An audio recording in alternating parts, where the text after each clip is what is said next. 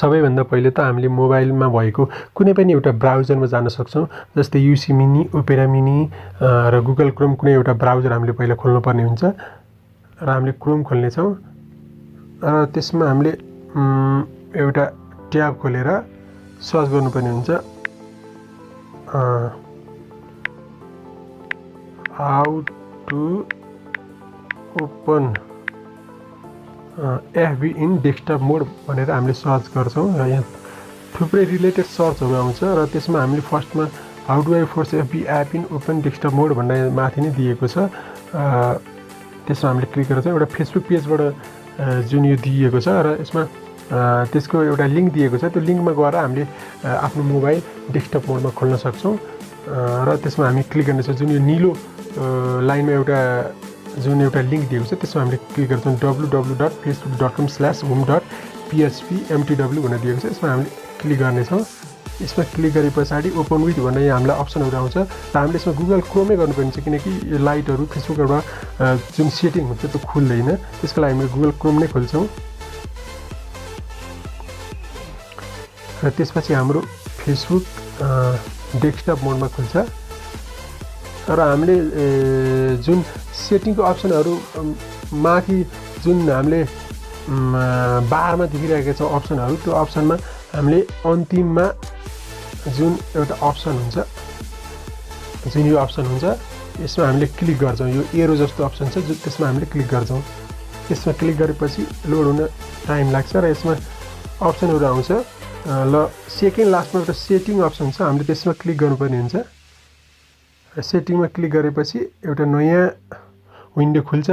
यो फर्स्टमै दिएको छ to download your Facebook information go to your Facebook information भनिरहेको छ र हामीले यो जुन ब्लू कलरको योर फेसबुक इन्फर्मेसन भन्नेमा क्लिक गर्नुपर्ने हुन्छ त्यसपछि एउटा नयाँ पेज खुल्छ र जुन हाम्रो सेकेन्डमा डाउनलोड योर इन्फर्मेसन भनेर दिइरहेको छ download a copy of your information to keep or to transfer to another service भनेर भनिरहेको छ र यसमा हामीले क्लिक गर्नुपर्ने हुन्छ क्लिक गरेपछि अर्को एउटा विन्डो खुल्छ र यसमा हामीले देख्न सक्छौं you can download a copy of your Facebook information anytime you can download all of it once or you can select only the types of information भन्ने जुन यसको बारेमा दिइरहेको छ र जुन हामीले यो इन्फर्मेसन डाउनलोड गरिसकेपछि के चाहिँ रिकभर हुन्छ त हाम्रो फेसबुकमा डिलिट भएको कुन चीज रिकभर हुन्छ अलमोस्ट सबै चीजहरु रिकभर हुन्छ जस्तो post photo and video comment like reaction friends following and followers जस्ता सबै कुरा हामीले हाम्रो फेसबुकमा रिकभर हुन्छ र हामीले डिलिट भएका हामीले डिलिट गरेका फ्रेन्ड रिक्वेस्ट हामीले ब्लक गरेका मान्छेहरु फ्रेन्डहरु हामीलाई ब्लक गरेका फ्रेन्डहरुको नाम सबै हामीले यहाँ देख्न सक्छौं र भिडियो कुनै ग्रुपमा पठाएको हामीले ग्रुप लिभ गरे पश्चात त्यो भिडियो हेर्न चाहे पनि त्यसमा सबै तपाईको रिकभर हुन्छ र हामीले यसमा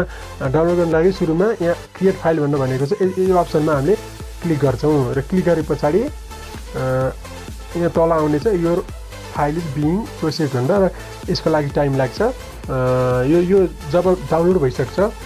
तब फेसबुकबाट हामीलाई नोटिफिकेसन आउँछ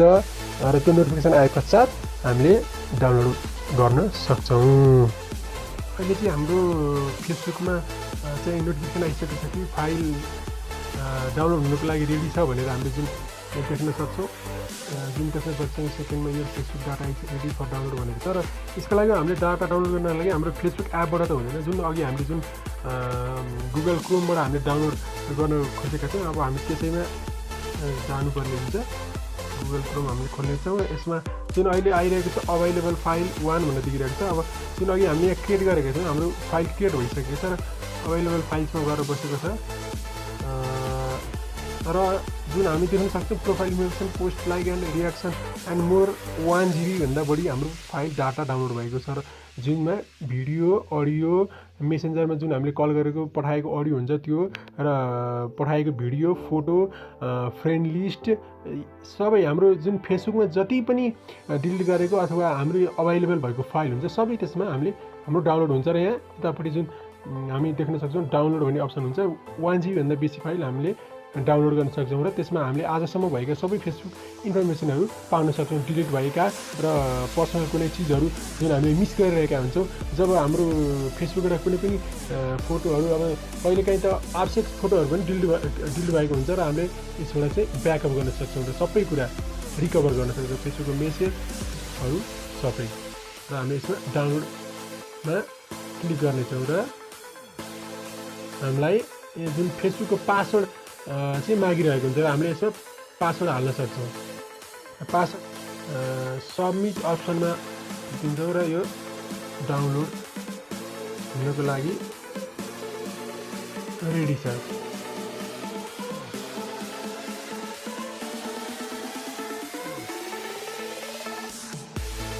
र यो हाम्रो फाइल डाउनलोड हुँदैछ र यसको लागि अब तपाईँको इन्टरनेटको कनेक्सन कति फास्ट त्यही अनुसार निर्भर हुन्छ कि अब 15 मिनट 20 मिनट आधी घन्टा जति पनि लाग्छ। र यस पश्चात हामी खुलेर जुन डिलिट भएका फाइलहरू कसरी चाहिँ ब्याकअप गर्न सकिन्छ त्यो हामी देखाउनेछौँ। जुन पासवर्ड हालिसकेपछि जुन अब यहाँ डाउनलोड भनेर देखाउँछ र हामीले यसमा डाउनलोड क्लिक गर्दाखेरि तल यसरी आउँछ र हामीले डाउनलोड अप्सनमा थिच्दाखेरि यो अब फाइलहरू धमाधम डाउनलोड हुन्छ। र डाउनलोड भइसके पश्चात हामीले हाम्रा फाइलहरू डिलिट भएका फाइलहरू हेर्न सक्छौँ। अनि जब हाम्रो फाइल डाउनलोड हुन्छ तब हामी हाम्रो आफ्नो फाइलमा जानेछौँ र त्यस पश्चात यहाँ हाम्रो फाइल डाउनलोड भइरहेको छ, फेसबुक भनेर फाइल डाउनलोड भइरहेको छ। हामीले यसमा क्लिक गर्ने र यो प्रोसेसिङ हुन्छ। जुन हाम्रो फाइल हुन्छ त्यो चाहिँ जी फाइलहरू डाउनलोड भएको हुन्छ र यसलाई हामीले अनजिप गर्नुपर्ने हुन्छ यसरी।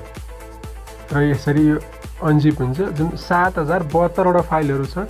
त्यो हाम्रो अनजिपिङ हुँदैछ।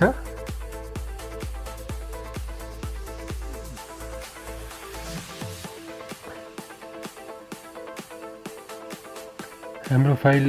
कम्प्लिट हुन लागेको छ, अनजिपिङ कम्प्लिट हुन लागिरहेको छ र यसरी फाइल अनजिप हुन्छ र हामीले यसरी हाम्रो फाइलहरू आउँछ। हाम्रो बारेमा जुन हाम्रो फेसबुकमा इन्फर्मेसन हुन्छ त्यो पनि आउनेछ।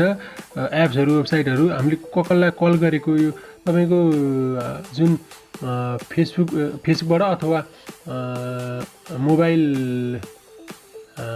जुन कल गरेको हुन्छ त्यो सबै डिटेलहरू हामीले फेला पार्न सक्छौँ। र कमेन्ट पनि तपाईँको फोटोहरूमा तपाईँले गरेको कमेन्टहरू सबै हामीबाट चाहिँ इभेन्ट फलोइङ फलोवर्स सबै हेर्न सक्छौँ। हाम्रो फ्रेन्डहरू डिलिट भएको फ्रेन्ड, हामीले एड गरेको फ्रेन्ड, हामीलाई कसैले फ्रेन्ड रिक्वेस्ट पठाएको हो त्यो पनि हामीले